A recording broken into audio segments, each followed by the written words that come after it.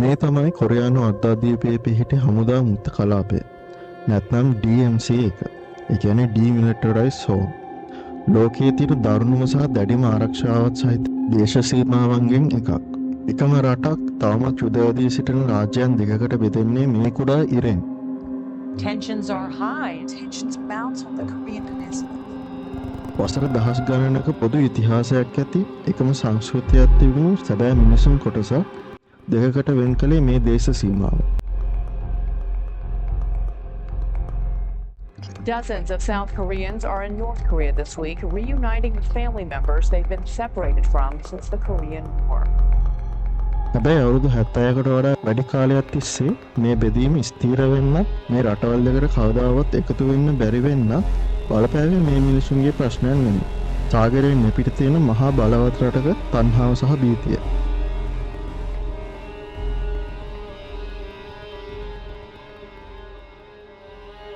ඉසිවැනි සියවසේ මුල් භාගයේදී මුළු ආසියාවම යටත් කරගන්න බලන් හිටපු ජපන් අධිරාජ්‍යය කොරියාව බලහත්කාරයෙන් ඈඳාගත්තා. ජපාන්ු කොරියානු භාෂාව තහනම් කළා. කොරියානු මිනිස්සුන්ට ජපන් නම් පාවිච්චි කරන්න බල කරා.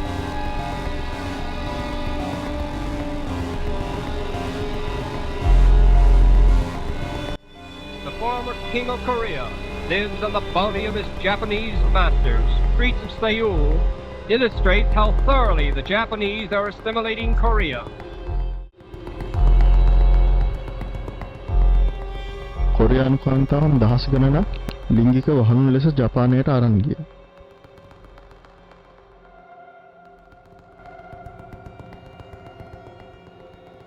මේ පීඩනය ඉවසන් බැරුව කොරියානු ජාතීන් චීනයට පලා ගිහින් පිටුහල් රාජ්‍යයක් හැදුවා. මේ අතරේ මැන්චූරියාවේ කඳුකරේ ඉඳන් කොරියානු සමාජවාදීන් පිරිසක් ජපාන්ට විරුද්ධව ගරිල්ලා සටන් කරමින් සිටියා. ඒ පිරිස නායකයෙක් තමයි කිම් ඉල් සුන්.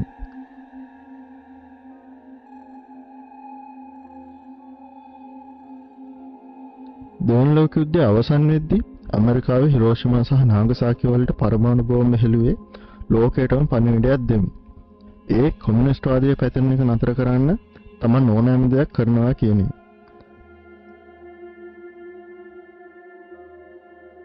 We are united in detesting communist slavery, no matter what the cost. මේ අතරේ සෝවියට් රතු හමුදාව උතුරු පැත්තෙන් කොරියාවට ඇතුළු වුණා.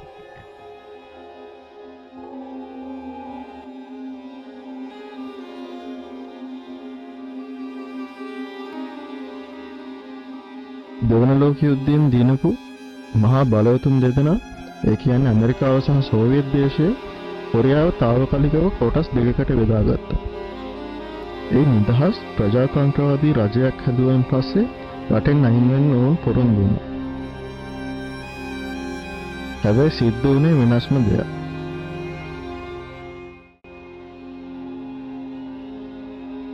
සෝවියට් දේශයේ අධීක්ෂණය යටතේ උතුරේ කිම් ඉල් සුන් බලයට පත් වුණා. ඕම් රට තුල විශාල වෙනසක් ඇති කළා. දුප්පත් ගොවීන්ට නොමිලේ ඉඩම් බෙදලා දුන්නා. කර්මාන්ත ජනසතු කළා. කාන්තාවට සමාන අයිති වාසකම් දුන්නා. ඒ වගේම දිනකට පැය 8ක වැඩමුළුවක් නීතිගත කළා. Северная Корея быстро пошла по пути экономического расцвета. Задымили трубы многочисленных новых заводов. Народная власть, проведя демократические реформы, уверенно повела народ Северной Кореи по пути мира и благоденствия. හැබැයි මේ අතර දකුණේ තත්ත්වය මීට වඩා ගොඩක් බියකර වුණා. ඇමරිකාව සහ CIA සංවිධානය විසින් එහි පාලකයා ලෙස පත් කළේ සිංමන් රී කියන දැඩි කොමියුනිස්ට් විරෝධී ඒකාධිපතියෙක්. Нищета, безработица, детская беспризорность стали бытовым явлением. From industrial northern Korea, agitators infiltrated to spread communism. Ideas which only too easily took root among the 20 million inhabitants of southern Korea, most of them peasants. ඇමරිකානු හමුදාපතිවරු කොරියානුවන්ට සැලකුවේ සතුරන් වගේ.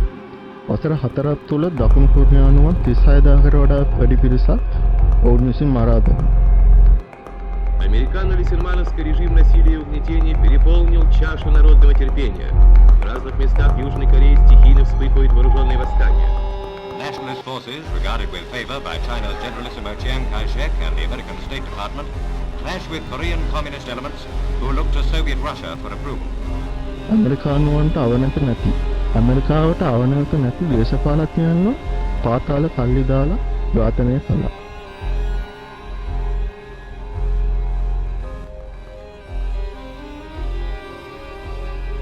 එදදාස් 1948දී ඇමරිකාව මුළු කොරියාවටම පොදු ඇතිවරණයක් තියන් දුන්නේ නැහැ. මොකද මුළු කොරියාවෙම කොමියුනිස්ට් මතවාදය ජනප්‍රියයි කියලා වුන් දැනගෙන හිටියා. ඒ වෙනුවට දකුණේ විතරක් මැතිවරණයක් තියලා රට ස්ථිරවම බෙදලා ගන්නවා. The one-sided outcome in the vice presidential contest points to clear-cut support for Ri. Рейсельмановцы по указке американского командования провели в Южной Корее фальшивые выборы. Были применены испытанные американские выборные методы: насилие, террор, солдатский штык, доллары для предателей и тюрьма для патриотов.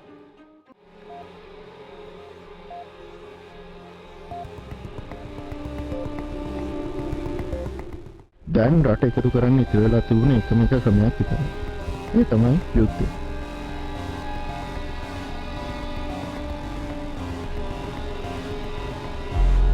В эти дни подготовка американцев к войне выразилась в том, что они усиленно слали из Вашингтона в Южную Корею многочисленные миссии. Сенаторы, дипломаты, генералы, разведчики прилетали в Южную Корею под самыми разнообразными предлогами.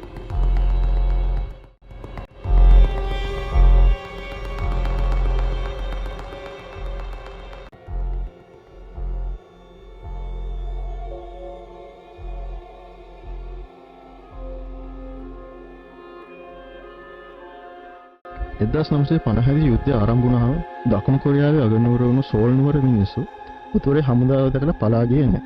ඒ වෙනුවට උතුරේ හමුදාවන් පිළිගන්න මහත් සතුටින් හිටියේ. Прохождение частей Народной армии через освобожденный Сеул сопровождалось всенародным ликованием.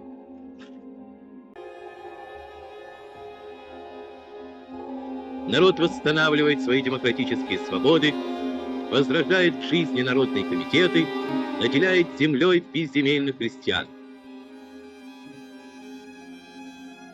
ඇමරිකාවේ මේ කොරියානු යුද්ධය හඳුන්වන්නේ අමතක වූ යුද්ධය කියලා. මොකද වුන් කරපු විනාශය ලෝකයට හැංගුවා.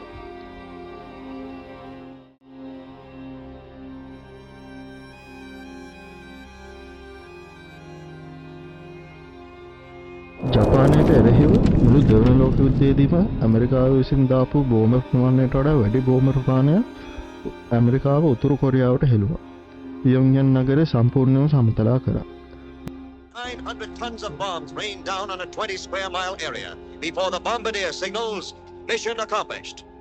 Американские агрессоры предприняли массовые варварские воздушные бомбардировки мирных корейских городов и селений, превращая больницы, школы и жилые дома в пепел и руины.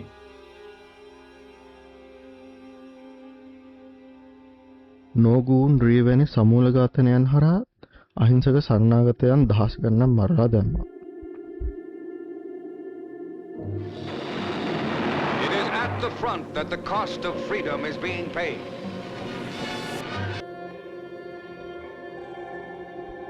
චීනයෙන් ලැබුණු ලොකු හමුදා සහයෝගය නිසා උතුරු කොරියාව බේරුණත් මේ දරුණු ඛේදවාචකයෙන් අහිංසක කොරියානු සිවිල් වැසියන් මිලියන 3කට ආසන්න පිරිසක් ජීවිතක්ෂයට පත් වුණා.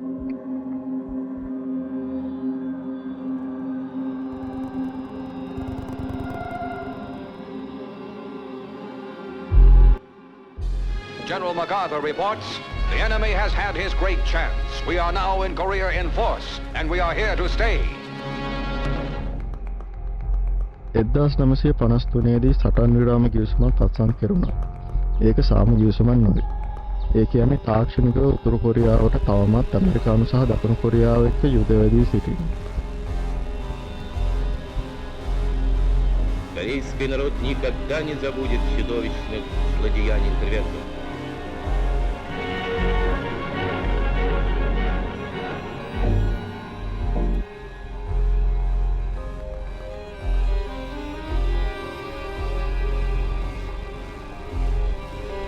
The South Korean and the US armies have been carrying out joint military drills as the tensions mount on the Korean peninsula. ඇමරිකානු හමුදාව අදරත් දකුණු කොරියාවෙන් ගිහින් නැහැ.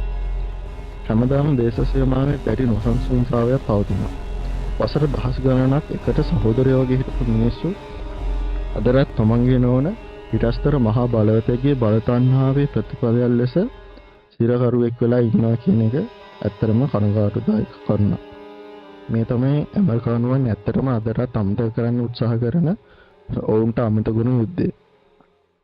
මෙවැනි වීඩියෝකින් නැවත හමු වෙමු.